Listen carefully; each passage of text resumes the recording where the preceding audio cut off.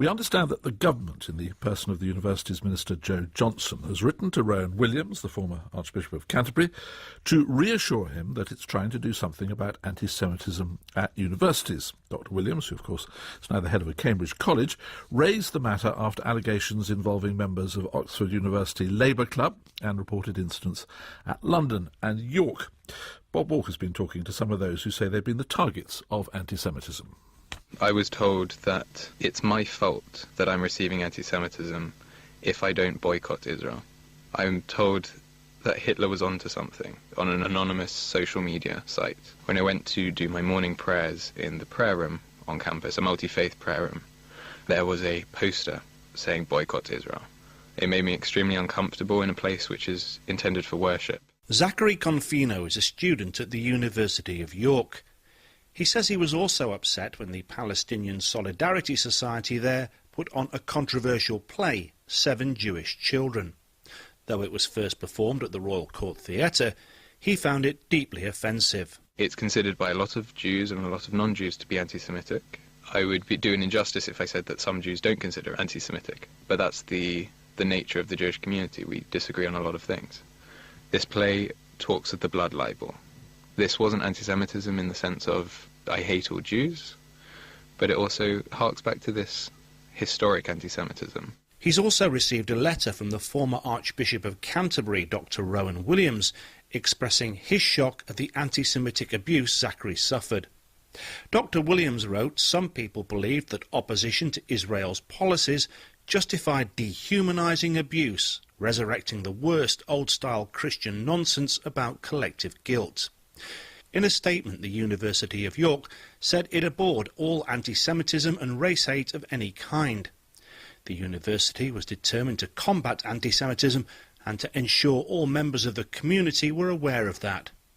A statement issued alongside the university's Jewish Society said a range of steps would be taken to reassure students, raise awareness of how to report concerns, and ensure Jewish students and staff of all nationalities felt welcome at York.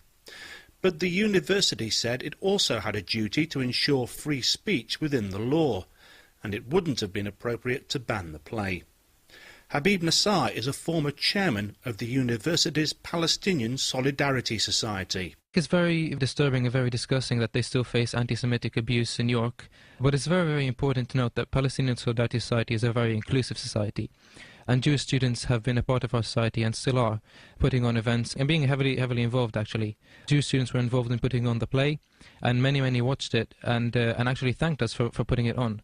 The play itself shows Palestinian suffering, but it also shows Jewish suffering. And we put it on to show how we can work together to bring long-standing peace. We constantly invite the Jewish Society to our events because we feel it's very, very important to have constant dialogue. At the same time, we can't unfortunately control what is said by people from outside our society. So I think it's terrible they have to face that, but at the same time, we're doing our utmost best to be an inclusive society and make them feel as welcome as possible. The Community Service Trust, which monitors anti-Semitism, reported 473 incidents across the country in the first half of last year, a 53% increase.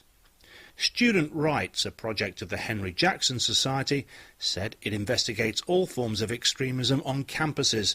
Its director is Rupert Sutton.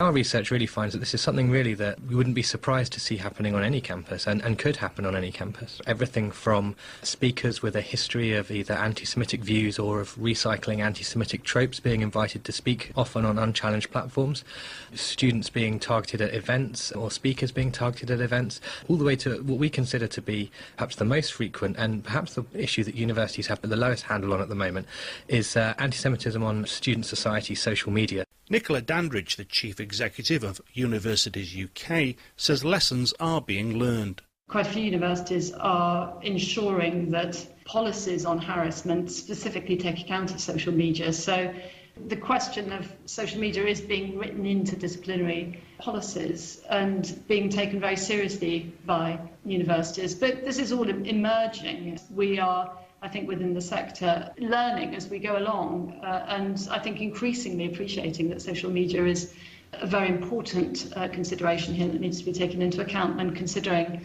hate crime and harassment on campus. And that's echoed by Richard Brooks, a senior member of the National Union of Students. One of the things that, in particular, myself and Megan Dunn, the National President, have been leading on is NUS's anti-social media campaign by supporting students' unions and institutions to have clear social media policies, safeguarding policies, to be able to give them clear lines of reporting, and to be absolutely clear that we need to tackle all forms of discrimination, whether or not it's in person or online. We are looking to be working with the providers, Facebook, Twitter, all of those social media outlets, as well as institutions and students' unions, to help them in being able to hold people to account for that sort of abuse online and to help them deal with it. Elsewhere, a separate row has broken out over anti-Semitism within the Oxford University Labour Club. Its co-chair, Alex Chalmers, resigned, claiming many members had some kind of problem with Jews.